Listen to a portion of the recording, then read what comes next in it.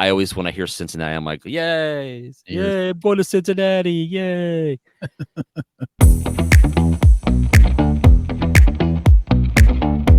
Yay, I'm going to Cincinnati, yay. It's Flick Flops. Welcome back to Flick Flops, the podcast where we explore the highs and lows of cinema, reviewing critically rotten films to let you know if you should spend your time on it. Today, we're stepping into the world of crime and mystery with Marlowe, a 2023 thrilling detective film starring the incomparable Liam Neeson. In this modern take on the iconic detective character, Neeson's portrayal of Marlowe promises to bring a new level of intensity and intrigue. Will this film live up to the legacy of the hard-boiled detective stories that came before it? I don't know. Join us as we solve the mystery of Marlowe. I have a certain set of skills. I really want to slip into that. Acting in this movie is not one of them. No. Marlowe, Gary. Yeah. Let's just jump into this because I got some notes. Do it. All right, hang on. He can hit the... That's loud in my ears. Hey, for the record, I almost hit it for you, and if had I done that, I would have accidentally hit ratings. I've been like, let's just get right to it. Ratings. We're so not ready for that yet. So Marlowe, by the numbers, this film came out as a 2022 film, released in 2/15/23, I think is when it came out. Rotten Tomatoes, 25 by the critics, 37 by the audience. The budget for this thing was $20 million, wow. And it made a whopping worldwide gross $6.1 million. Oh man! I think this technically qualifies as a flop. Yeah. Interesting enough, though, the writer of this film, William Monahan, I'm sure we're not familiar with his name. He wrote The Departed, which is a fantastic movie. Yeah. Directed by Neil Jordan, famous for The Crying Game. Yeah. And Interview with the Vampire. Good or bad. I don't know if you don't like the Anne Rice movies. Those are my little notes on that. Do you want me to get into my notes, or do you want to jump into yours? Well, save yours. Okay, I'll save it. All right. Because you have something special. I'll let you go first. That's a good idea. My quick notes. First thing I noticed, this is set in the 30s, and trigger alert. They use some language in this film. Oh, okay. Oh yeah, wetbacks and beaners. Yeah, I forgot about that. Jeez, I was like, oh my god. Now I have to remember when you're watching this, the period piece. So this would have been the language they use. I don't get offended by that stuff. Some people will. Apologies if you do, but that was just that first thing that caught my eye was like, wow, we're not holding back at all. I think it caught your ear more than your yeah, exactly. Well played, sir. Thank you. I did fascinated by the smoking. Everybody constantly lighting up cigarettes. Now, yeah. Again, I'm assuming that was way it was in the 30s. But I mean, it was nonstop. And of course, we live in 2023 now, where you have to put a warning on the screen. This movie has smoking in it, so prepare your children. But it was a lot of smoking. Yeah. One little thing I found interesting in this movie, just because of you and me, was the reference to Cincinnati at one point in the movie. They quickly mention Cincinnati, and I was like, hey, there we go. If you've ever wondered whatever became of me, I'm living on the air in Cincinnati. This was I think that happened in the first 20 minutes. Yeah. And I don't have the line. It wasn't that big a deal. It's just, it's our hometown. It's where I'm from. It's where Gary lives. And I always, when I hear Cincinnati, I'm like, yay, I'm going to Cincinnati, yay. I did not know until I got to the end of this film and I was I was reading about it. This was Neeson's 100th film. I would have picked a better script, but whatever. He really picked a banger for that. He did. And I'll end with saying, there was nothing memorable about this movie. My one-line review of this movie, if I had to give it one, is it was a bit of a slow burn minus the burn. It just trods along. It doesn't really go, anywhere. Well, I think that's fair. That's probably a good lead into what I have to say. Yeah, what's your review about it? Well, Here?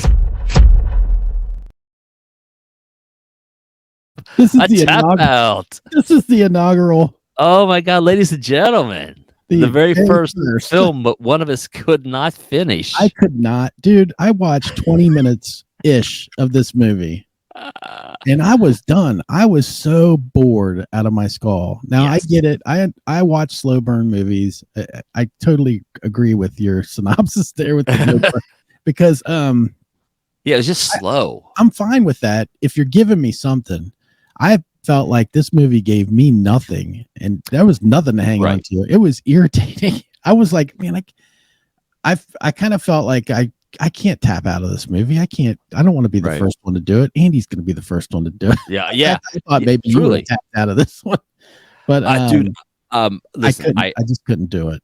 I couldn't watch anymore. I was bored. I had moments where I'm like, oh, this movie doesn't pick up. And the thing is, look, I think most people, I love Liam Neeson. I think he's fantastic. This movie is, I think it was a decent idea, but man, it just does not ever go anywhere. I mean, yes, there's a crime and it gets solved or whatever, but it's just like, oh, for the love of God, like it's just. I have a review here. Let me find this here. Pull it up. One the bit that I saw, I was like, I understand. I guess because again, I've only saw so much of it. I guess I understand the whole purpose of what he's trying to do, at least in the beginning. Yeah, I don't know if that changes. But even that to me was like, who cares? I don't even care. I don't even care. It's not even a character that you care about, at least from going into the movie. You didn't. I don't know. Yeah, no. You were probably better served by tapping out. I got a review here from a guy named Andy Klein, Film Week from KPCC NPR Los Angeles. One line, very simple. Beautifully shot, but the story is just a nothing burger. And that's about right. It's a film. Yeah. It's okay. I wasn't angry at the end, but I was just like, I don't know. Like, again, it was a lot of work to get through. I remember when you messaged me about it, like, dude, I'm only so far in. And I'm like, yeah. It doesn't get any better. Yeah, so I didn't want to give away how I was feeling about it, but I also was like, it happened in the past where you texted me and I said, hang on, keep going because it does get better. But so I was like, well, I feel justified at least asking. Air quoting better. I mean, it's a bad movie, but this one I was like, should I hang on? You're like, oh, go to bed. Yeah, dude, whatever. If I told you to hang on, you would have messaged me late at night angry going, you're an idiot. Wait till we get on Flick Flops. So that's it. I mean, I don't have much more to say about it. It's okay. Yeah. That's about it. I didn't even give it much, but yeah, I've seen much better films. Much better. I'll go with your slow burn thing. If you like slow burn movies. Well, wait, if you like slow movies. Yeah. Watch this. It's a slow burn minus the burn. It's just slow. It's just slow. But if you don't like slow burn movies at all, I wouldn't even turn this one on. I mean, do you have a watch this instead of? Do you have anything to throw out? I was going to say that till after ratings. Okay. All right. I was going to go ahead and well, let's jump to that. Let's go for it.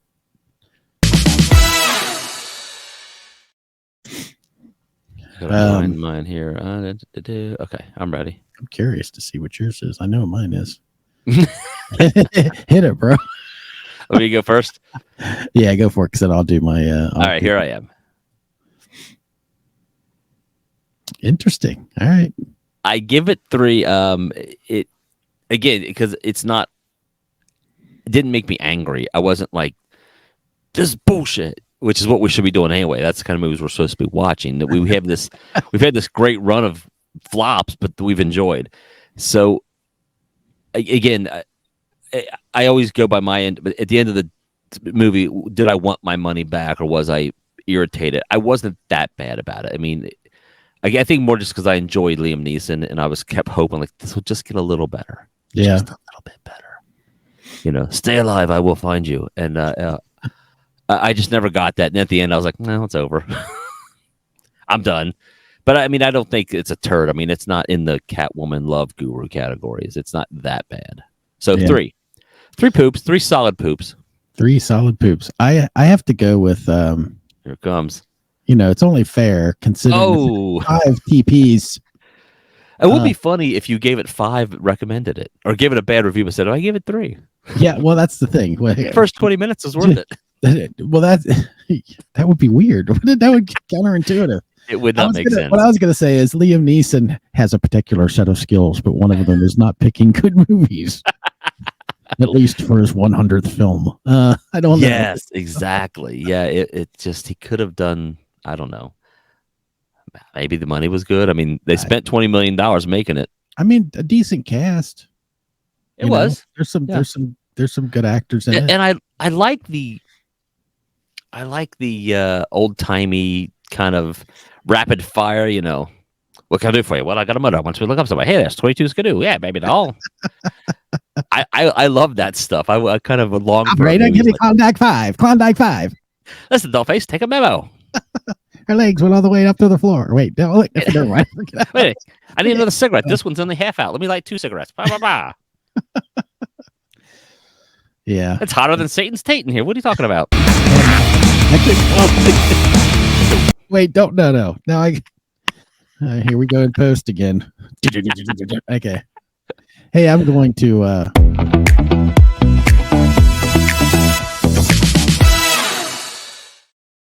I'm going to tell you. Look, this is a noir film, gumshoe detective type thing. Of course, if you know the character of Marlowe, you know that already. But for me, I was trying to come up with a couple, at least a movie that I feel like you should watch instead if you want the same sort of vibe.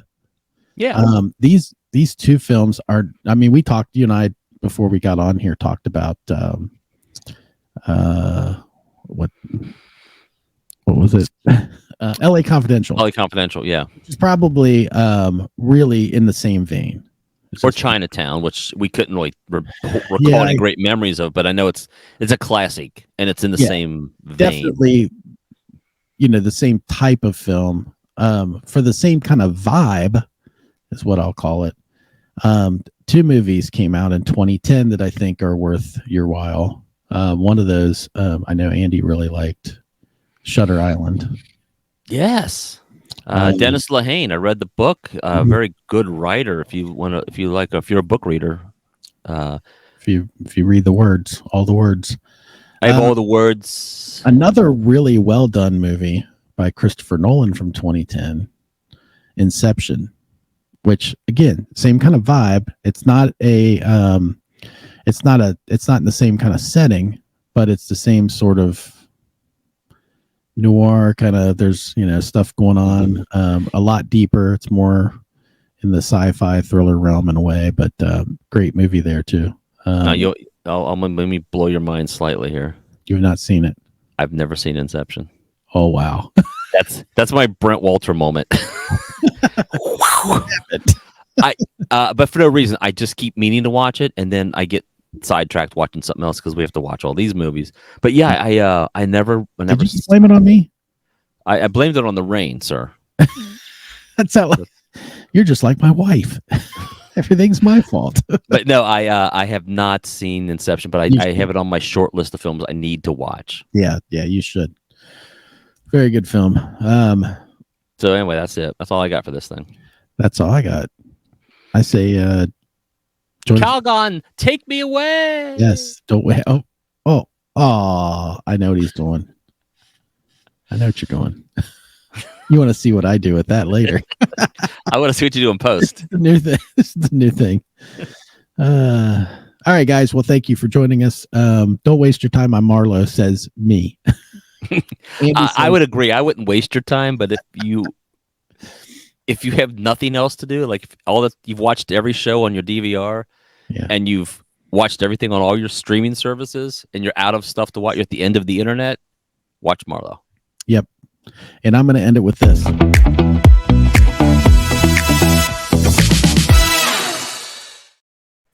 Anything.